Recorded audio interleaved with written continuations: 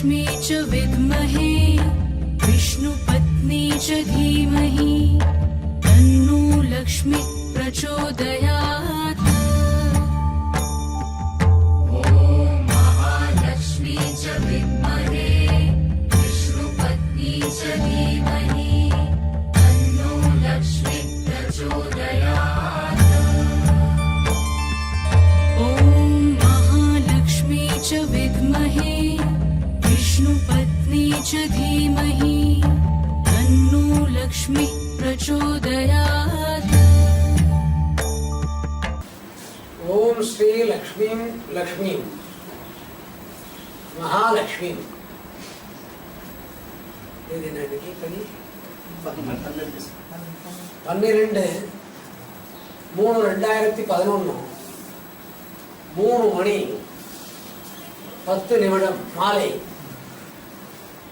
மகாலட்சுமி ஸ்லோகம் 87 துவக்கம். ஓம் ஸ்ரீ லக்ஷ்மீம் லக்ஷ்மீம் மகாலட்சுமி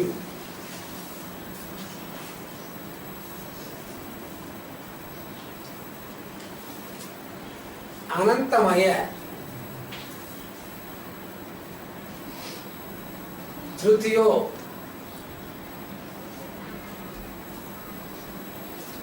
நிர்குண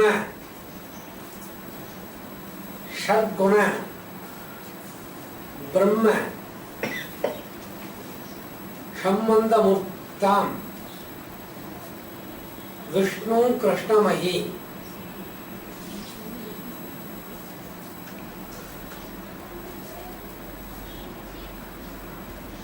असुर ध्वंस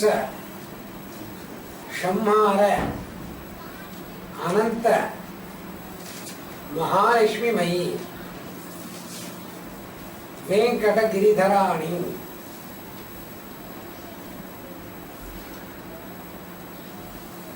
அதாவது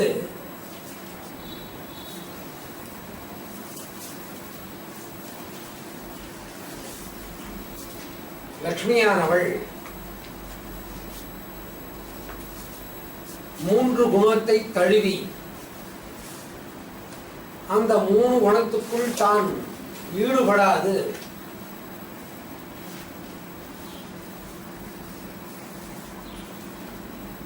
அதன் சாயலில் இல்லாது இருந்து பிரம்மத்தினை விஷ்ணுவின் மூலியமாகவும் தசாவதாரத்திலே சிறந்த கிருஷ்ணனின் ரூபமாகவும் இருந்து கொண்டு இயக்குகிறாள். அசுர சம்மாரத்தினை தசாவதாரங்கள் எடுக்க செய்து அசுர சம்மாரத்தினை தசாவதாரங்களாக எடுக்க செய்து அந்த மாலவனை வைத்து அவன் கதைகளை முடிக்கும் பொழுது தன்னை ஆனந்தத்துக்குள் ஈடுபடுத்திக் கொள்கிறாள். வேங்கடமலையிலே கிரிதாரணியாக இருக்கிறாள். வேங்கடமலைதனிலே கிரிதாரணியாக இருக்கிறாள். ராட்சசோ அசுர சம்பந்த சமஸ்கார ஸ்லோகம் இது. சமஸ்கார சம்மார காரணி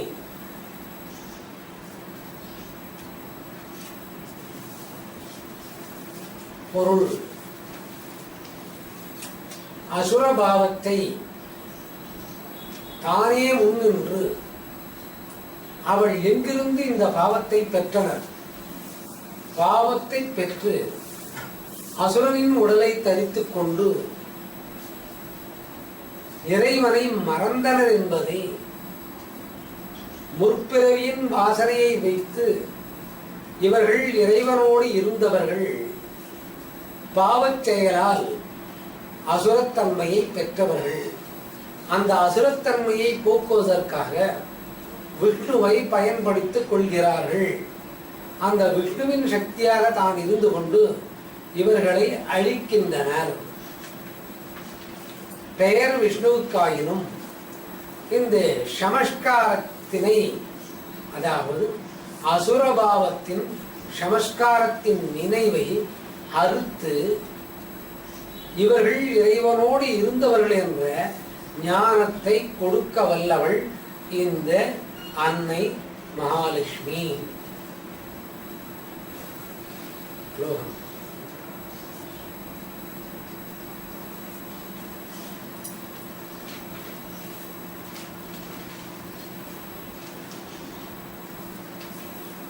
கோவிந்தம் கோவிந்த குருக்ஷேத்திர மகாகாளிய வியாபக பீஷ்மானந்த சர்வமங்கள விஷ்ணுமய ரூபிணி குருக்ஷேத்திர பூமி சத்ருஷம்ஹார நர்த்தன காரணி.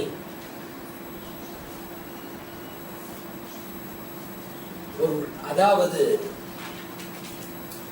குருக்ஷேத்திரத்திலே இறைவனுக்கு எதிரணியில் இருந்தவர்களும் உண்டு. இறைவன் இல்லை என்று சொன்ன எதிரணியிலும் இருந்தவர்கள் உண்டு. இறைவன் உண்டு என்று சொன்ன அந்த போர் வீரர்களும் உண்டு. இறைவனால் இது நடக்காது என்ற நினைவு கொண்டவர்களும் உண்டு. இறைவனால் இந்த குருக்ஷேத்திர பூமி படைக்கப்பட்டது என்பதனை நம்பியவர்களும் உண்டு. பீஷ்மரின் ஆயுத பிரயோகத்தின் தன்மையாக இருந்தவளும் இந்த அன்னை மகாலட்சுமி தான். எவளுக்கு ஆனந்தம் நம்பியவர்களை, நம்பாது விட்டவர்களை, இறைவன் உண்டு என்று சொன்னவர்களை, இறைவன் இல்லை என்று சொன்னவர்களை, இறைவனின் மகத்துவம் உணராதவரை ஒன்று சேர்த்து தனக்குள் ஒன்றாக்கி ஓரிடத்திலே நிற்க வைத்து அந்த தரிசனத்தை அளிக்க செய்யுமாறு செய்தவள் அன்னை மகாலட்சுமி. இதற்காக கண்ணனை, அரங்கனை, விஷ்ணுவை தான் பயன்படுத்திக் கொண்டான்.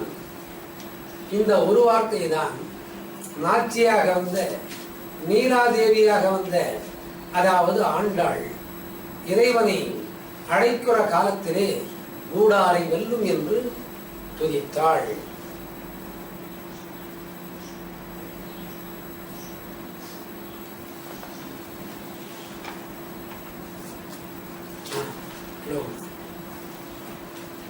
विष्णु पादुका सेवा दर्शनमयी विष्णु हगोबली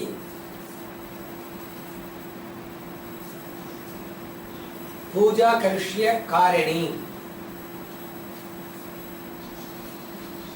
अनंत सेवा दर्शन महाशक्ति देवी विष्णुमय रूपिणी. இவள் இறைவனை பார்க்கடலிலே பாதங்களை பிடித்து விட்டவள். அங்கு அனுபவித்தாள் இறைவனை. அந்த பாதுகைகளிலே ஆனந்தத்தை அனுபவித்தவள் இந்த மகாலட்சுமி. அது மட்டுமா, இவன் படுத்தரங்குகிறானே, இவன் இதயமானது எப்படி இருக்கும் என்று உள்நுழைந்தாள். அது சிங்கம் இருக்கக்கூடிய கோட்டை என்ற அகோபலி தத்துவமான மட்டமாக இருந்ததாம். அதை கூட உணர்ந்திருக்கிறாள். ஆனால் விஷ்ணுவாகவும் இருந்திருக்கிறாள், கண்ணனாகவும் இருந்திருக்கிறாள். இவர்களை தனித்தனியே பிரித்து விஷ்ணுவாக அவதாரம் செய்ய வைத்திருக்கிறாள். கண்ணனாக அவதாரம் செய்து வைத்திருக்கிறாள். உடனும் இவளும் பிறந்திருக்கிறாள். பிறப்பதற்கு காரணமாக இருந்தது இவள் இறைவனின் இதயமான அகோபலி தத்துவத்துக்குள் சிங்கம் ஒரு குகைக்குள் இருந்து கொண்டு எப்படி உணவருந்தி அங்கு ஆனந்தமாக கழிக்கின்றதோ அதுபோன்று அந்த அகோபலி என்று சொல்லக்கூடிய அந்த இதய சிம்மாசனத்திலே வீட்டிலிருந்து அந்த இன்பத்தை அனுபவித்தவள்.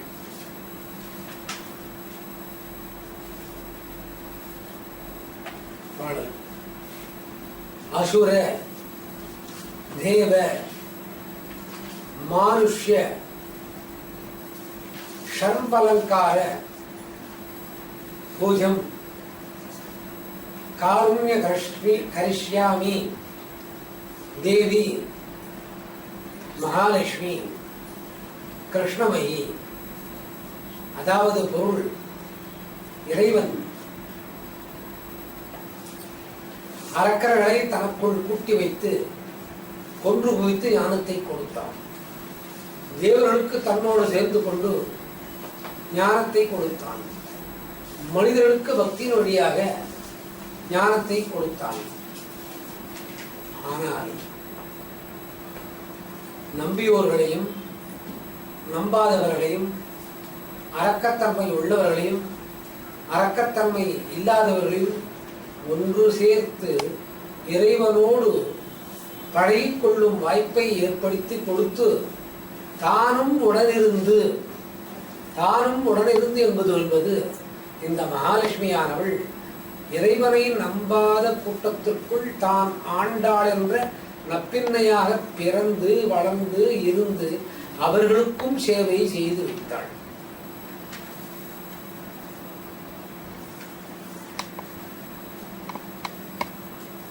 பாடல் தும்சம் துக்க சம்மாரம் துக்க நிகிரக ரூபிணி.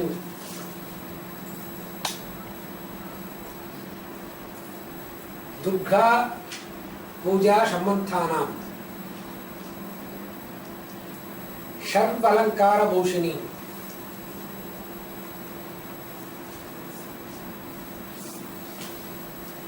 கோபிகா கோப பூஜா சங்கல்ப காரிய கர்ஷ்ய காரணி. அகோபல தத்துவ ஆனந்தமய பூஜா பர்வத சுந்தரி மகிமாதேவி மகாலட்சுமி. பொருள், அதாவது இறைவன் உள்ளான் இல்லை இல்லை என்றோடு சேர்ந்து தான் ஆண்டாளாக பிறந்து இறைவனுக்கு சவால் விடுகிறாள். நான் உன்னை நாகபஞ்சனையில் இருக்கிற பொழுது காலை பிடித்து விட்டிருக்கிறேன். அது ஒரு ஆனந்தமான சந்தோஷமான நிகழ்ச்சி. அடுத்தொன்று, உன்னை உனது இதயம் என்ற அகோபலி சிங்கத்தின் அவதாரம் நீ எடுத்தபொழுது எப்படி கர்ஜித்தனையோ அந்த கர்ஜனை அடங்கி படுத்திருந்தனை. அப்பொழுது உன் இதயத்தின் துடிப்பு எப்படி இருக்கும் என்று நினைத்து அதிலே நான் பிரவேசம் செய்தேன். அந்த அகோபலி என்று சொல்லக்கூடிய உன் இதயம் நன்றாக இருந்தது. அந்த சந்தோஷத்தை நான் அனுபவித்தேன்.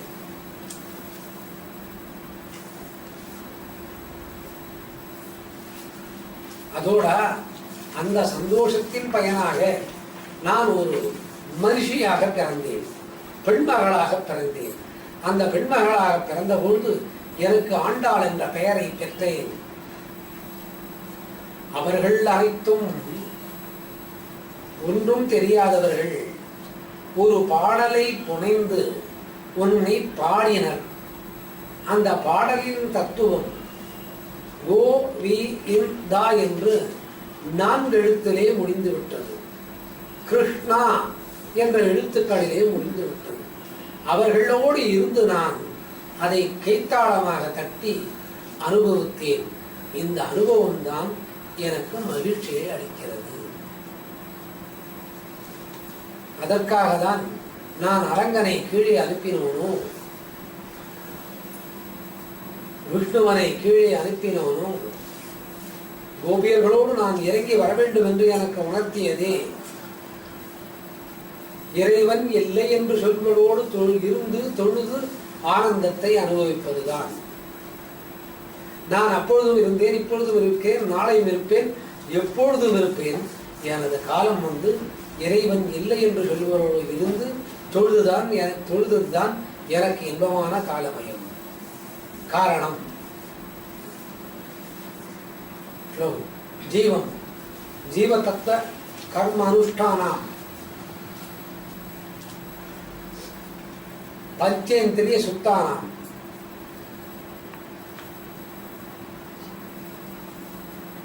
பொருள் ஜீவ தத்துவத்தை உணர்ந்து கொள்வதற்காக நானே ஆண்டாளாக பிறக்க வேண்டியது இருந்தது. பரதத்துவத்தோடு என்னையும் திருமணம் செய்து வைக்க முயற்சித்தனர். நான் மகாலட்சுமியாக இருந்திருக்கலாம். ஆனால் நான் இந்த ஏழைகளோடு உறவாடி பழகி அவர்களோடு உன்னை தொடும்போதுதான் நான் இல்லாத ஆனந்தத்தை பெற்றேன். அவர்கள் உனக்கு வைத்த பெயர்தான் கோவிந்தன்.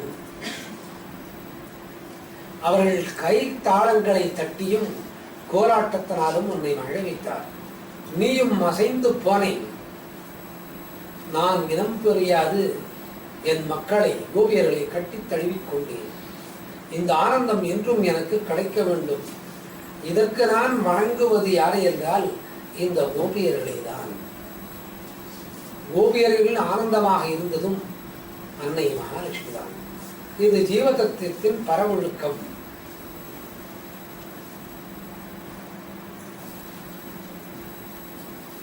ஒரு நிமிஷம் ரெஸ்ட்.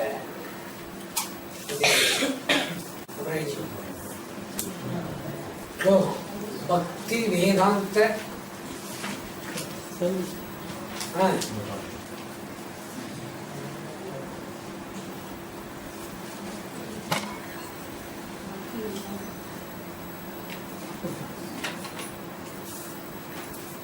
இல்லையா?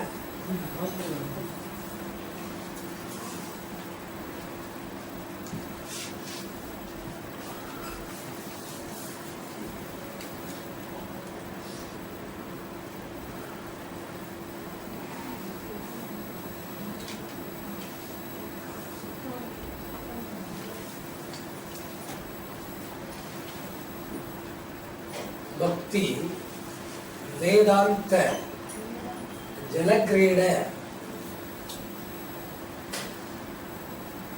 கிருஷ்ணார்த்த தத்துவ கோபிகா